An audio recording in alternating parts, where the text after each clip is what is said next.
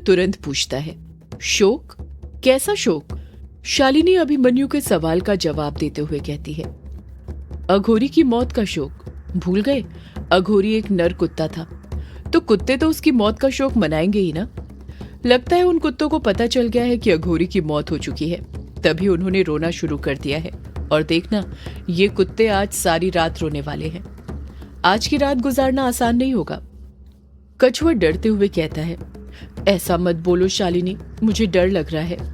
युग कछुए के कंधे पर हाथ रखते हुए कहता है, यार डर मत कछुए, शालिनी तुझे बस डराने के लिए ही ऐसा बोल रही है। ऐसी कोई बात नहीं है ना शालिनी?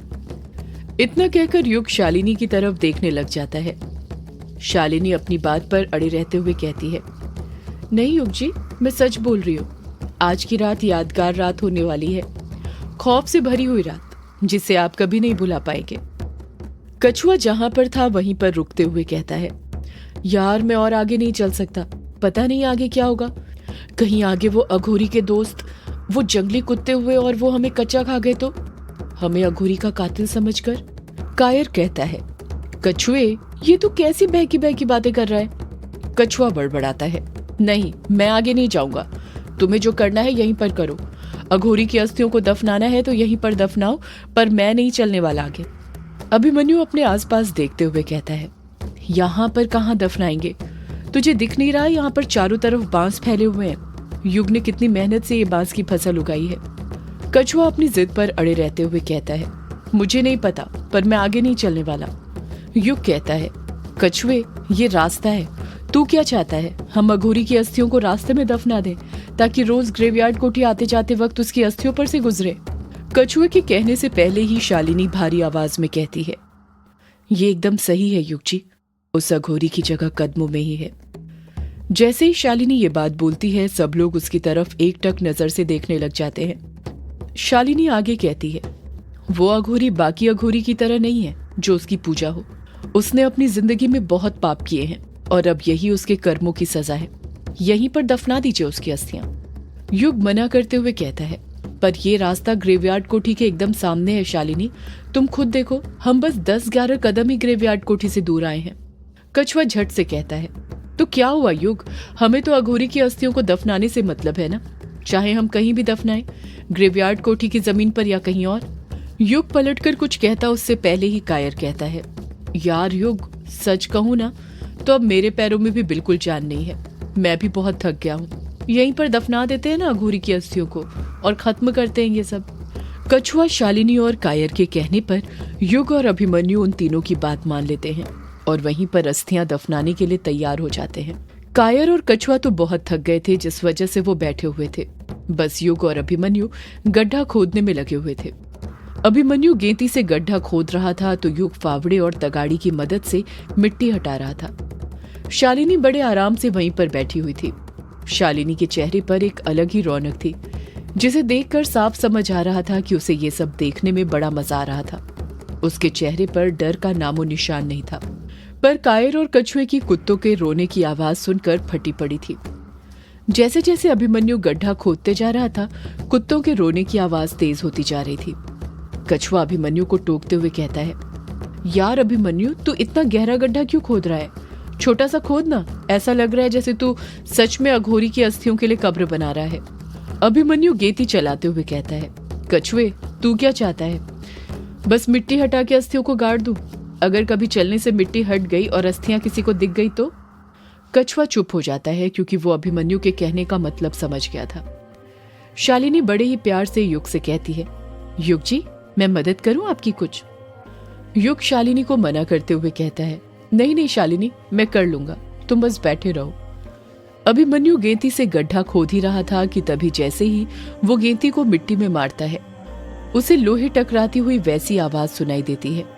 अभिमन्यु अपने हाथ वहीं पर रोकते हुए कहता है, युग तूने आवाज सुनी? युग भी रुकते हुए कहता है, हाँ सुनी यार, ऐसा लगा जैसे गेंती से कोई लोहे की चीज टकराई हो, पर क्या हो सकता है? कछुआ कहता है, कहीं अघोरी का खजाना तो नहीं? कायर मना करते हुए कहता है, कुछ भी मत बोल कछुए, भला अघोरी का खजाना यहाँ पर कैसे आएगा? वो तो उस नक्शे वाली जगह में है ना। अभिमन्यु गेंती को वहीं पर रख देता है और अपने हाथों से आसपास की मिट्टी हटाने लग जाता है। जब वो मिट्टी को हटाता है तो एक स्टील की रॉड के साथ ही उसे कुछ सफेद चीज दिखाई देने लग जाती है। युग उस जगह पर मोबाइल के टॉर्च की रोशनी मारते हुए कहता है, ये तो किसी की हड्डी दिख रही है। शालिनी उस चीज को देखते हुए कहती है, ये चीज किसी हड्डी की तरह दिख नहीं रही युग जी, बल्कि ये हड्डी ही है, इंसान की हड्डी। अभिमन्यु बिना वक्त गंवाए उस जगह के पास की मिट्टी हटाने लग जाता है। जैसे जैसे अभिमन्यु मिट्टी हटाते जा रहा था, किसी कंकाल की हड्डियां उसे मिलती जा रही थी, जो एक दूसरे से जुड़ी हुई थी। ये सब देखकर वहां मौजूद सभी लोग अचंभित रह गए थे। देखते ही देखते जब अभिमन्यु पूरी जगह से मिट्टी हटा लेता है तो उसकी आंखों के सामने एक नर कंकाल था, जिसके सीधे हाथ की हड्डी में एक स्टील की रॉड डली हुई थी। उसी से गेंती टकराई थी, जिस कारण आवाज आई थी। कछुआ बड़बड़ाता है, ये क्या, हम तो अघोरी की अस्थियों के लिए कब्र खोद रहे थे, यहाँ पर तो पहले से किसी की कब्र खुदी हुई है। कायर उस कंकाल को करीब से देखते हुए कहता है, आखिर ये कब्र किसकी है और इसे यहाँ पर किसने गड़ाया? शालिनी बुदबुदाती है, मैंने कहा था ना युग जी, ग्रेवयार्ड कोठी में कई राज के साथ कई कब्र दफन है, तभी तो इसे ग्रेवयार्ड कोठी कहते हैं। जैसे ही शालिनी ये बात बोलती है, अभिमन्यु शालिनी को घूरने लग जाता है। युग की नजर नर कंकाल के सीधे हाथ की हड्डी पर गड़ी हुई थी, जिसमें स्टील की रॉड डली हुई थी। युग उस रॉड को देख ही रहा था कि अचानक से उसकी आंखों के सामने विराट का चेहरा आने लग जाता है, जिसका हाथ खून से लथपथ था। युग को बार बार विराट का चेहरा ही दिखाई दे रहा था, साथ में उसका भी। जब युग बच्चा था, उसकी उम्र करीब 7 साल होगी। विराट और युग आपस में कुछ बातें कर रहे थे और अगले ही दृश्य में विराट का हाथ खून से लथपथ था। युग ना में अपना सिर हिलाते हुए चीखता है, नहीं, ये नहीं हो सकता। शालिनी तुरंत युग से हमदर्दी जताते हुए पूछती है, क्या हुआ युग जी, आप ठीक तो हैं? युग अपनी बात दोहराता है, नहीं, ये नहीं हो सकता, नहीं। देखते ही देखते युग की आंखें नम हो गई थी। ऐसा लग रहा था जैसे वो जानता था कि वो नरकंकाल किसका था। अभिमन्यु युग के हाथ को छूते हुए कहता है, क्या हुआ युग, सब ठीक तो है ना? क्या तू इस नरकंकाल के बारे में कुछ जानता है? युग अपने हाथ से नरकंकाल की तरफ इशारा करते हुए कहता है, ये कंकाल किसी और का नहीं बल्कि। इतना कहकर युग चुप हो जाता है और फिर ना में अपना सिर हिलाते हुए खुद से कहता है, नहीं, ये नहीं हो सकता, ये मेरा भ्रम है, ये सच नहीं है, ये कोई और है, ये भला वो कैसे हो सकते हैं? कछुआ मुंह बनाते हुए कहता है, ये युग को हो क्या गया कंकाल को देखते से ही, इसका दिमाग तो ठिकाने पर है ना? कायर कंकाल को देखते हुए कहता है, लगता है इसने अपनी जिंदगी में पहली बार कंकाल देखा है, तभी घबरा गया है। मुझे तो लगता है ये कंकाल जरूर अंग्रेजों ने दफनाया होगा। आखिर ये ग्रेवयार्ड कोठी कब्रिस्तान के ऊपर ही तो बनी हुई है, तभी तो इसे ग्रेवयार्ड कोठी कहते हैं। अभिमन्यु तुरंत कहता है, नहीं, ये कंकाल अंग्रेजों ने नहीं बल्कि किसी और ने गड़ाया है। कंकाल की हड्डियां ज्यादा गली नहीं है, ऐसा लगता है जैसे कंकाल बस 15-16 साल पुराना हो। कायर कहता है, मतलब इस कंकाल को 15 साल पहले दफनाया गया है, पर किसने दफनाया होगा? कछुआ डरते हुए कहता है, यार ये कोई बात करने का वक्त है क्या? यहाँ मैं डर के कारण कांप रहा हूँ, ऊपर से युग को भी पता नहीं क्या हो गया, वो कुछ बोल ही नहीं रहा है और तुम दोनों हो कि बातें करने में लगे हो। होगा किसी का भी कंकाल, गड़ाया होगा किसी ने, हमें क्या करना है? हम जो करने आए थे वो करते हैं ना, इस अघोरी की अस्थियों को ठिकाने लगाते हैं। कायर कछुए का साथ देते हुए कहता है, कछुआ ठीक कह रहा है, इस अघोरी की अस्थियों को गड़ाकर ये किस्सा यहीं पर रफा दफा करते हैं। शालिनी फुसफुसाती है, किस्सा अभी खत्म नहीं हुआ है, किस्सा तो अभी शुरू हुआ है। अभिमन्यु शालिनी से पूछता है, तुमने कुछ कहा शालिनी? शालिनी बात को बदलते हुए कहती है, मैंने कहा अभिमन्यु कहाँ दफनाना है फिर अघोरी की अस्थियों को? कछुआ फटाक से बोल पड़ता है, ये भी कोई पूछने वाला सवाल है क्या शालिनी? दिख नहीं रहा सामने इतनी बड़ी कब्र खुदी पड़ी है, यहीं पर गाड़ देते हैं। अभिमन्यु तुरंत मना करते हुए कहता है, नहीं, हम अघोरी की अस्थियों को अब इस जगह पर नहीं गड़ा सकते। कायर झट से पूछता है, पर क्यों? अभिमन्यु जवाब देता है, क्योंकि इसमें पहले से ही किसी का कंकाल है। एक ही जगह पर 2 नर कंकाल नहीं गड़ाए जा सकते, हमें दूसरा गड्ढा खोदना पड़ेगा। कायर थकान के साथ कहता है, क्या कहा? अब दूसरा गड्ढा खोदना पड़ेगा, फिर मेहनत करनी पड़ेगी। अभिमन्यु कहता है, हाँ एक काम करो, तुम इस कब्र को वापस से भर दो जब तक मैं दूसरा गड्ढा खोदता हूँ। अभिमन्यु उस कब्र से 10-11 कदम आगे जाता है और वहां पर जाकर दूसरा गड्ढा खोदने लग जाता है। कायर और कछुआ भी मिलकर पहले वाली कब्र में मिट्टी भरने लग जाते हैं और युग खड़ा का खड़ा रहता है। वो अभी भी किसी ख्याल में कहीं खोया हुआ था। शालिनी ने ये बात नोटिस तो कर ली थी, पर उससे कुछ पूछा नहीं था, क्योंकि वो समझ गई थी कि इस वक्त युग से कुछ भी पूछना ठीक नहीं। वो सही वक्त का इंतजार कर रही थी।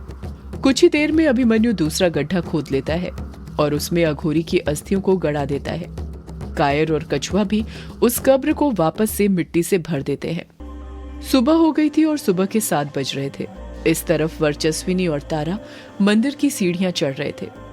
वर्चस्विनी ने मॉर्निंग वॉक के कपड़े पहने हुए थे। तारा दिन भर घर में ही रहती थी। इसी वजह से वर्चस्विनी ने सोचा था कि पुलिस स्टेशन जाने से पहले वो तारा को कहीं घुमाने ले जाए, और उसके घर के पास सबसे नजदीक ये मंदिर ही था, इसलिए वो तारा को यहाँ पर लेकर आई थी। वर्चस्विनी सीढ़ियां चढ़ते हुए तारा से पूछती है, आपको पता है तारा बेटा, हम मंदिर क्यों जाते हैं? तारा मासूमियत के साथ जवाब देती है, हाँ पता है माँ, हम मंदिर इसलिए जाते हैं ताकि हमें जो चाहिए वो भगवान से मांग सके। मैं तो भगवान से ढेर सारी चॉकलेट मांगने वाली हूँ। तारा की नादानी भरी बातें सुनकर वर्चस्विनी मुस्कुराने लग जाती है। वर्चस्विनी एक बार के लिए तारा की बातों पर गौर फरमाती है और मन ही मन सोचती है, वैसे तारा का कहना ठीक ही है। अक्सर हम इंसान अपने स्वार्थ के लिए मंदिर जाते हैं जब हमें कुछ चाहिए होता है, पर वर्चस्विनी जानती थी ये बात गलत थी और वो अपनी बच्ची को गलत संस्कार नहीं दे सकती थी। वर्चस्विनी तारा को समझाते हुए कहती है, नहीं तारा बेटा, हम मंदिर इसलिए जाते हैं ताकि मन को शांति मिल सके। आपको पता है, जब इंसान को उसकी जिंदगी के रास्ते दिखाई नहीं देते और वो उलझ जाता है, तब वो मंदिर आता है और यहाँ पर आते ही उसे उसके सारे सवालों के जवाब मिल जाते हैं। उसे जिंदगी जीने की एक नई राह दिखाई देने लग जाती है। वो उम्मीद जो वो खो चुका होता है, उसे वो वापस मिल जाती है। तारा मंदिर के द्वार पर लगा घंटा देखते हुए कहती है, माँ मुझे भी एक घंटा बजाना है। वर्चस्विनी तारा को अपनी गोद में उठाती है और तारा अपने हाथ से घंटा बजा देती है। वर्चस्विनी और तारा दोनों ही मंदिर में प्रवेश कर जाते हैं। मंदिर के अंदर इस वक्त ज्यादा भीड़ नहीं थी, बस 10-11 लोग थे जो दर्शन करके वापस जा रहे थे। मंदिर के अंदर भगवान शिव की अर्धनारीश्वर रूप में बहुत ही सुंदर मूर्ति लगी हुई थी, जो सफेद संगमरमर के पत्थर से बनी थी। मूर्ति के पास ही मंदिर के कार्तिक पुजारी खड़े हुए थे, जिनकी सफेद लंबी दाढ़ी थी, जो किसी साधु संत की तरह लग रहे थे। उन्होंने सफेद कपड़े धारण किए हुए थे, जिनकी उम्र करीब 60 वर्ष से ज्यादा थी। वर्चस्विनी नोटिस करती है कि जब से उसने और तारा ने मंदिर के अंदर प्रवेश किया था, उसी वक्त से कार्तिक पुजारी जी तारा को एकटक नजर से देखकर मुस्कुराए जा रहे थे। पुजारी जी की तारा से नजर ही नहीं हट रही थी, जैसे उन्हें तारा में कुछ दिख रहा हो।